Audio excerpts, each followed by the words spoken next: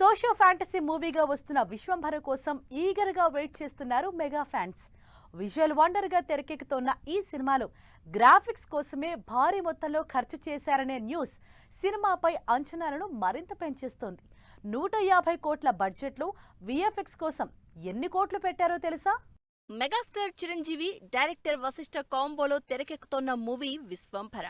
Socio fantasy backdrop లో వస్తున్న ఈ మూవీ నుంచి రీసెంట్ గా రిలీజ్ అయిన రామరామ లిరికల్ సాంగ్ మెగా అభిమానులను ఆకట్టుకుంది.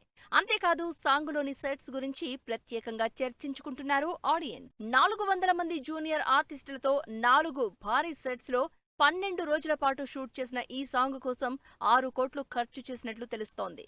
ఒక్క సాంగుకే 6 కోట్ల అని షాక్ అవుతున్న ఆడియన్స్ కు విజువల్ వండర్ గా వస్తున్న ఈ సినిమాకి సంబంధించి గ్రాఫిక్స్ కు ఖర్చు చేసిన బడ్జెట్ అందరినీ ఆశ్చర్యపోయేలా చేస్తోంది.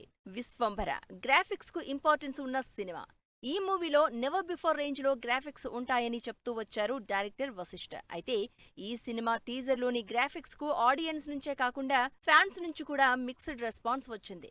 గ్రాఫిక్స్ అనుకున్నంత రేంజ్ లో లేవని సోషల్ మీడియాలో ఓ రేంజ్ లో ట్రోలింగ్ జరిగింది. దీంతో అలర్ట్ అయిన వశిష్ఠ అండ్ టీమ్ ఈ విషయంలో కాంప్రమైజ్ కాకూడదు అని డెసిషన్ తీసుకోవడం సహా ఇప్పటికే 2 సార్లు సినిమా రిలీజ్ పోస్ట్ పోన్ చేసుకున్న టైంను యూటిలైజ్ చేసుకున్నట్లు తెలుస్తోంది.